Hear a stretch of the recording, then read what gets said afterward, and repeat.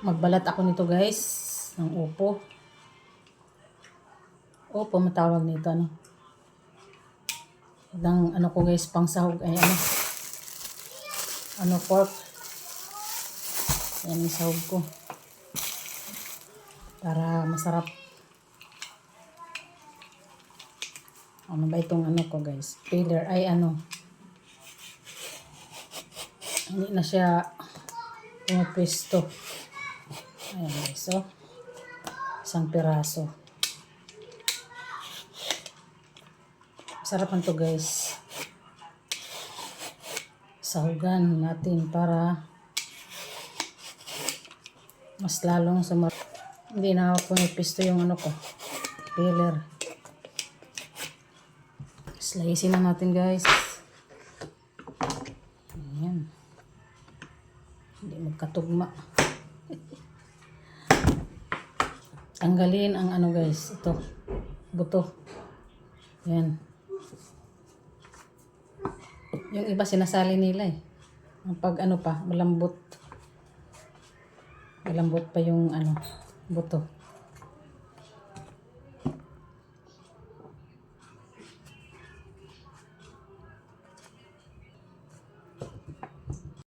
Maggisa na ako guys ng mga lamas.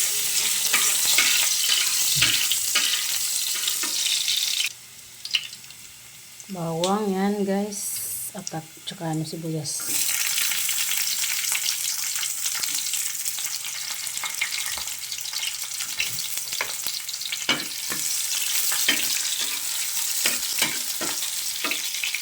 Yan ang aking saw guys. Pork. Kalagyan ko rin ng kamatis. Nor cubes. Tsaka ito. Kunting bell pepper kasi naka-stack dun sa rep. Lagay na natin ang kamatis.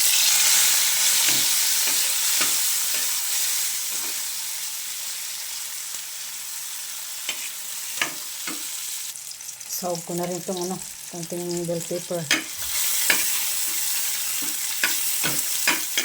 At isunod itong pork. Yan, na-mix ko na guys.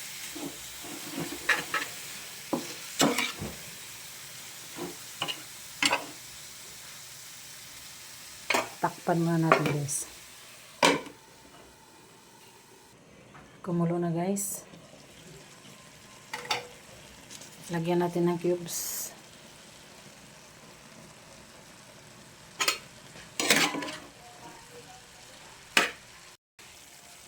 At konting toyo guys.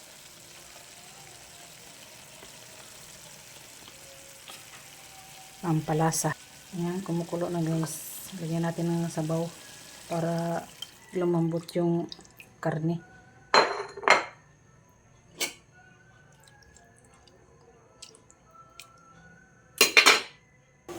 Ayan guys. Kumulo na. Dagdagan natin ng asin.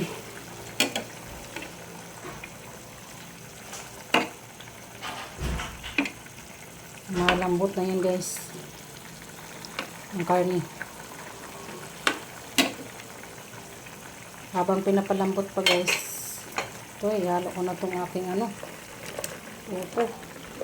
Isang buong upo yan guys. Para sabay na silang maluto ng karne guys.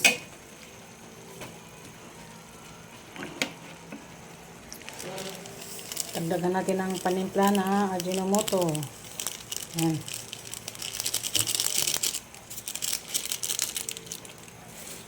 Tapos ating palambutin ang upo sabay ng karne guys.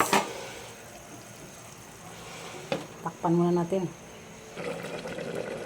Ayan na guys, luto na ang aking gulay na upo at ang sahog niya na pork. Ayan. Tama lang yung lasa guys. Lahat na guys. Thank you for watching. Kainan na tayo guys.